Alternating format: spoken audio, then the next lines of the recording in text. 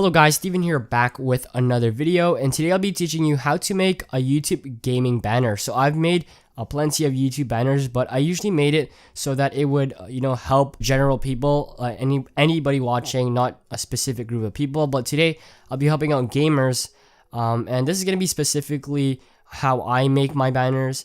Someone else may make it a little bit differently, and you may like their version of the banner better, but I won't really go in depth. I really will just give some of my techniques in the process of me making the banner, like what I look for, how I go about making the banner, rather than just like showing you guys everything. For one reason is that it will be a lot shorter and you guys can learn more of the stuff yourself. You can apply the techniques but not totally copy what I do.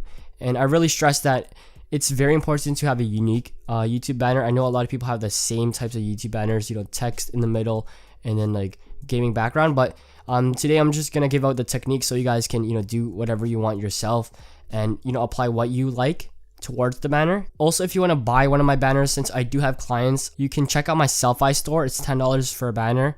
That might be a little bit high in price, but if you guys are looking for a banner, you should check it out. You can also check out my portfolio. It's in the description as well. Also, if we hit 500 likes on this video, I'll be releasing a template, so a Photoshop template, PSD file. For anybody who doesn't really couldn't follow the tutorial, I really stress that you should follow the tutorial before you download the template. But if we hit 500 likes on this video, I'll be giving out the template.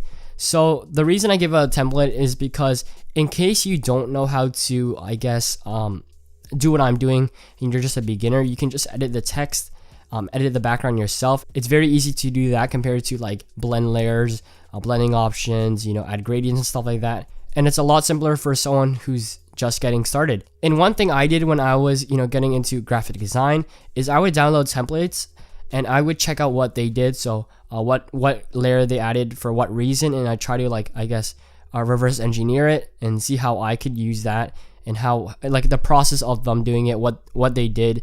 And it really helped me out, especially for thumbnails. I used to download a bunch of thumbnail templates and I used to look through them in the layers in order to see what the person who made the thumbnail did in order to make that good looking thumbnail. So that's what I really encourage you guys to do. Make sure to take the time and learn and not just copy, because I know that happens a lot. A lot of people want banners like Ali A and PewDiePie is not really, but just hopefully you guys enjoy this video. Sorry for talking so much. Let's just get into the video. If you do enjoy the video, hit that thumbs up button. Let's get into it. The first thing you want to do is type in the dimensions of a YouTube banner. I recommend you guys use a YouTube banner template so you can see where your banner actually fits on mobile devices, on TV, on desktop. And the reason you want to do this is because in case you go over those boundaries, some of your banner might not appear. So I always have that in handy. I'll leave that in the description for you guys. So we're just going to type that in. So the dimensions, if you guys didn't see that, was 12,560 pixels by 1440 pixels. I also like to use transparent background contents. It's just a lot more, easy for me to work with. And make sure it's pixels and just type this stuff in. And so as you can see right here, I have my canvas and this is how it will look like. To place the channel banner template that you will download, you just want to press File, Place. And then you want to place the image. So here I have it right here. And so in case you don't understand what I mean by it will get cut off, is so basically this portion, the dark area, is what will be displayed on desktop and mobile. Nothing more will be displayed. And that's why it's important to keep it inside the safe area. So tablet's a little bit bigger for some reason. I would think that desktop would be bigger. And then desktop max. So this depends on your desktop, obviously. Some desktops have wider screens, it may fit in more. So in my case, I have a wide, an ultra wide monitor. That might make it so that my entire banner appears. And then there's TV. So if you have, I believe, things like Apple TV, Chromecast, it might appear on your TV in full screen and it might, show your entire YouTube banner. But I'd recommend to just keep it in the safe area, as the most people will see it. And most people are on desktop or mobile anyways, so your banner will be optimized for those two platforms. So once I'm done that, I want to delete this portion because I actually want to see my banner. And so what I do first is right click and press rasterize layer, and then I just delete that area right there. But before I do that, I want to press Control R And the reason I want to do that is so that these rails show, like these grids, and I just want to place it where it lines up here. And so that way I can just delete the entire thing. So I can delete this whole background here, and it's just a lot easier to work with. And when you actually export it, export your image, these blue lines will not show, so that's good. So they're basically your guidelines. So I'm just gonna make a new layer, and then I'm gonna delete this. And I tend to just add black fill right here, so black like rectangle, and make the fill black and make the stroke nothing. And then I just merge these two layers by pressing Control on both and then pressing Control E. Now that you're done that, you want to find a background image. So I recommend you to use either a background of the video game you're using or a stock from a graphics pack. When I just got started making YouTube banners for people, the hardest part was finding a wallpaper that would fit my preference, or what I liked, or what the client I had liked. And usually I just go with the game that they prefer, or I'd get a stock from graphics pack. So I actually have a bunch of graphic packs. And so as you can see here, if I go to graphic packs here, you can see I have like 6 of them. I'm actually making my own for 50K with Sense Designs. If you guys are looking forward to that, comment below. And as you can see, I'm gonna use one of my favorite graphics packs, Visuals 2K graphics pack. And what graphics packs have are basically overlays and stocks and just like halftones and some lighting, color correction. There's just a bunch of things you can get here. So as you can see, if I go on to textures and backgrounds, you can see this is my all-time favorite right here. It's this red arrow, and if you see in some of my thumbnails, you might see that arrow overlaid on top of the image. And depending on what mode you select here, it will look different. So if you do color mode, it look different from soft lights. And once you mess around with these settings, you kind of grasp a better understanding of what each thing does. So for me personally, I only use about 4 or 5 of these. So I use soft light most often, and then linear dodge, as well as sometimes overlay, sometimes screen. I don't usually use the other options as I don't see them as helpful, and they don't really, I guess, fit what I'm trying to do with like the image. But before I do that, I'm just gonna go on to Google and select some background images. And one thing you have to take in mind is that it doesn't just take one background image. There's gonna be multiple layers, and it's really complex. That's why I'm just showing you what I'm planning on doing. I'm not gonna go in depth because usually I'd probably mix and blend and do everything with about 30 layers, and that's from lighting, color correction, stuff like that. So you have to take in mind that it does take a lot of time, but if you're just getting into it, you can obviously just blend in backgrounds like maybe one or two, but it's a lot more complex as you get more advanced. So I'm just gonna search up gaming HD. There's actually one thing I really like. This one wallpaper I really like. I usually use it for clients, and where is it? This one, I like this a lot just because how it's dark in one area and then light in the other area. I'm not gonna use that, however. I'm gonna use this one. And obviously you can use more than one. Actually, I'll be using more than one here. So let me just save it to my desktop. I'm gonna choose 3. And then I'm gonna show you guys how you guys can blend these images together to create a cool effect.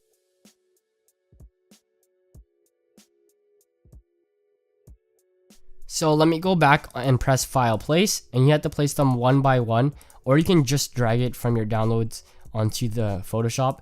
And so here, I'm just gonna place it under here. And before I do that, let me just rasterize this layer. So I'll right click, and then I'm gonna press on this. I'm just gonna press Control T to resize. As you can see, it takes up most of the banner, and I wanna fit 2 more images in, so that won't work out. So let me just press Control T, hold Shift and drag. You wanna hold Shift to keep the aspect ratio so it doesn't stretch and change how it looks like. Now I want to add my other 2 images, and then I want to place one in the middle. So as you can see, that's how it would look like if I stretch the image. That isn't good, so I'm just going to place it again. So that's if I don't hold Shift, it'll like, I guess, drag like that. I'm going to put this in the middle. So one thing I keep in mind is, in the background, does it look good? First of all, obviously you want it to look good, but you can see this guy's looking to the right, and this guy's looking to the right as well, and this guy's looking to the right. I want them to look different directions. It's a small detail that not a lot of people will notice, but it makes a big difference. So I'm gonna press Control T, right click, and flip horizontal. And then yeah, now it looks a lot better. And if you want to blend these images together, you want to rasterize all of them first. So hold shift and select all of them. And then you want to press rasterize layers. And now you can erase them. So you want to press on the eraser tool. Go on to size and make it around 500 and make it soft light brush, which means that it has 0 hardness. And then you just want to erase part of it, just the side, so that it blends it in. And then that's it. Usually you want to do this with the picture in the middle, as it usually overlaps over the other 2 images. And I also want to make them all black and white, as I don't want it to have more than one color, one primary color. I haven't decided whether I want it like red or blue or green, but one thing's for sure is I want it to be in unison. So making one green and one red, like right here, isn't a good look. So I just want to add a black and white adjustment layer. So just press here, hold shift and press E. So if you want to do this, you want to press on the first layer and then press shift on the last and press Control E to merge these layers. Also make sure the rectangle layer you made is on top of everything else you're doing. Now what I would do is add these stalks and stuff so that I can overlay them on top of the images that I just made. And let me just drag it here. And then usually I do linear dodge for this. And as you can see, that looks so much better. But there's other, modes that you can do. Like if you want a darker look, you can use soft light. If you want overlay, it's a little darker. And then screen, it's a little bit different. So a lot of these layer modes look differently, obviously, and they have their different purposes. So usually I go for linear dodge. It has more of a red background and I just like it a little bit better than the rest of the layer modes. Now I want to add some lighting. So you want to press a new layer. So I found out that lighting was very important. Maybe through a year of doing graphic design, making banners, making thumbnails, you can see that there's a big difference between my thumbnails in the past versus now. Not only does the colors look better, everything just looks better in unison. It looks better put together, in my opinion at least. And one thing I usually do on all my banners is, let me just zoom out here. I'd add a black layer on the left, like a black, just like black on the left and right of the banner. And I add white at the top, like top portion of the banner. And then I add the color, the primary color of the banner in the bottom right here. So let me just show you what I mean. So I always use soft light as the brush type, as I just like it. And if you use like 100 hardness, it actually looks pretty bad. So like, I don't like that. I like how it fades in. So I like 0 hardness. So let me just zoom out, and I want my brush to be halfway onto the banner and halfway off the banner. And then here, and then for the top, I want white. And the same thing applies, half of it, or maybe a quarter of it there, and then a quarter down here. And as you can see, maybe it doesn't look better in your opinion, but I just like how it looks more cinematic. And if I find that it's too bright up here, I'll just press on the hue and saturation layer or adjustment layer and then lower the brightness, and then it looks like that now. And make sure this adjustment layer is only on top of the stock you used as well as the background images you used. So just so I don't get confused, I'm gonna hold shift and then I'm gonna group them together. So you can do this by pressing Control G. And then here, let me just label this color correction. But you can also mess around and see if this looks better than that, but I just like that a lot better right now. And once you're done with that, now you can add the text. So there's a couple of fonts that I like, especially for gaming thumbnails and gaming banners. I'll link to my top 10 fonts videos in the description. I list a lot of fonts that I like, but one I really like to use, especially in gaming thumbnails and gaming banners, is Brush Strike as well as Gans. So let me just show you the 2 that are here. So Steven. So I like this because it has a more abstract feel. And if you want to see what a Gans looks like, it looks different. But what I like about a Gans compared to Brush Strike is that it has these swashes. So if I press underscore here, it has these swashes that look really cool. I know Marsbar uses it as his apparel line actually. He just writes Marsbar and he uses these swashes, and it actually looks really cool. So as you can see, if I just move it up here, that looks like pretty cool.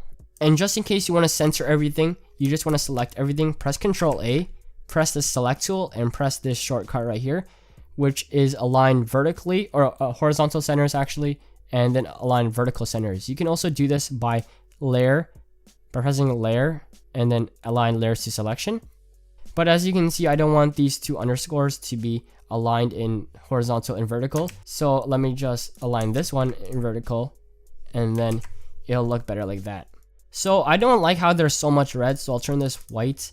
And you can actually use some layer styles that are provided in these graphics packs. So my favorite one to use like ever is the first one here. So it has this kind of, I guess, metallic look, metal look, and I just like how that looks like. So I'm just gonna right click on here. And let me change that. You just want to right click on the layer style, press copy layer style, and then right click and press paste layer style. It makes a huge difference to how your text looks. You can also do this on images as well, or any type of media you import. And if you want to change this yourself or maybe alter existing layer style, you can just right click on the layer, press blending options, and then you can change it here. So in this case, I want to alter the drop shadow, as it doesn't even have a drop shadow. So usually I'd either go with like this look where it's kind of to the side, the shadow's a bit to the side, or I go for this look where it's like right underneath it, or I go for zero spread and just make it so that it kind of like fades in, similar to how a brush would look like. So you can see the difference between this and this. It kind of fades in. It's not so aggressive, and I like that about it. So if I wanted to increase it a little bit, I just duplicate it by pressing Ctrl J on that layer. And so now I'm almost done. It looks really cool. I can honestly use this banner right now, but I'm not gonna, because I'm not a gaming channel, obviously. But now you can import your social media links, or just like write it down here. So usually I'd use this in a simpler font, as I want people to actually be able to read it. The text, the name of your channel could be totally different and could be totally like cool looking and not so clear, while your social media links should be clear as you want them to see it, because people already know the name of your channel. But if your channel name was in like Comic Sans or like some cursive font and you can't see it, that's really bad. So let me just type this here. I usually use Nexa Bold for this type of stuff because it's very simple. I'll link everything you need in the description once again. And what I usually do is highlight the entire text, press Ctrl T. Right here, I'd add the italic, and then I'd add the capitalization, and I make it a little bit smaller, so maybe like 72. And if you want to resize it, once again, you want to press Ctrl T, hold Shift and drag, and then just place it right here. I'd also add like follow me or the name of the social media platform, but in this case, I'll just do the social media platform. So let me just do Twitter, and I make it a little bit smaller, and then just put it down a little bit, and then also add the @ sign here and just align it, together here. And you're not done, you still have to add the logo. So Visuals actually added some social media icons because he knows I'm gonna make a tutorial on this. He could tell the future. And we're just gonna press here and drag it, and then it should appear somewhere here. Yeah, it's right there. We're gonna hold Shift, drag it, and then as you can see, that's my social media on there. If I want to do the same thing on the right side, I just want to group everything. So here, Ctrl G, and then I just press Ctrl J to duplicate, and then I move it on this side. And then all I do is change the text to Instagram or Snapchat or whatever I want. And then I'd move it here and then get the Instagram logo. So let me just do that right now. Obviously there are different graphics packs, and this is what graphics packs are good for. Some people make their own, some people use other people's. It's really up to you. You can make your own once you learn how to do this type of stuff. But here, this is just a quick tutorial for you guys. And one last thing I like to do is alter with adjustment layers. So let me just go here. I'll just like raise up the brightness if I like it. Just like look around. Do I like this? Do I not? And right there, it looks cool. Like this looks kind of cool right here. I wouldn't go brighter as it just doesn't look good with the text. I'll actually just delete this and not use it at all. Now I'm going to use curves and just like bring it down. No, it doesn't look good. Now bring this down. Something like that. It looks a little bit better in my opinion. And then exposure, you can lower that, increase it.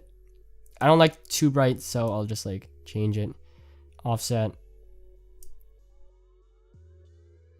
Something like that. Also, visuals and other graphics packs, usually all of them, give out like color correction packs here. So if you drag color correction here, you can also add color correction. But let me just change up with this first. Usually if I don't like the color or the look of it, I'll just add some overlays and color correction to it. And here you can also change the color and see what you like. So I like how purple looks like. Honestly, it looks really cool. And maybe blue as well. I'm just going to keep it purple. And then here, if you go to color correction, you can see that this is the example header that it's like the things that are applying to, like the color. But here I'm just going to delete that, and then I'm going to press on each individual one, see if I like it better with or without it. So I like it with. I don't like that. I don't like that. That looks pretty cool. That looks pretty cool. You know, but I just want to keep it purple right now. So maybe like that if I want to go a little bit more aggressive than I am right now. So I'll just lower it maybe. Just check out this. And that looks cool. And then once I'm done, I just want to save it. But I want to first, you know, place this on top so that you can't really see anything. And I don't know if I made it better or worse. You have to compare. So like just compare it. I think this one looks better because it's more aggressive. It's really up to personal preference. Also, if you want the background to be a little bit more visible, you can just increase the brightness of it or remove the adjustment layer so that you can see it better. But it's really up to you. I just like the look of this so far. And yeah, once you're done, you want to press save as or save for web. Usually I do save for web. And then I select JPEG and go for maximum quality 100 so that I know I'm getting the highest quality possible. Or you can go to save as PNG or JPEG. Do not save as PSD if you want to export it and put it onto YouTube, as PSD is just a Photoshop file and you can only open it up on Photoshop. So I'm actually going to save it as a JPEG. I'm going to name it banner, and then I'm going to set it up here. I believe the largest file you can add as a banner is 6 megabytes, so make sure it's under there. Mine's just under there, and I'm going to press OK. And then now it's saved, and you'll see it on my desktop here. It should be here. Where did I save it? It's still saving. It's right there.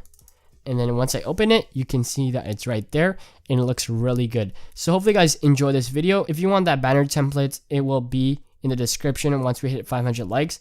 And yeah, my name is Steven, and I'll see you in the next one.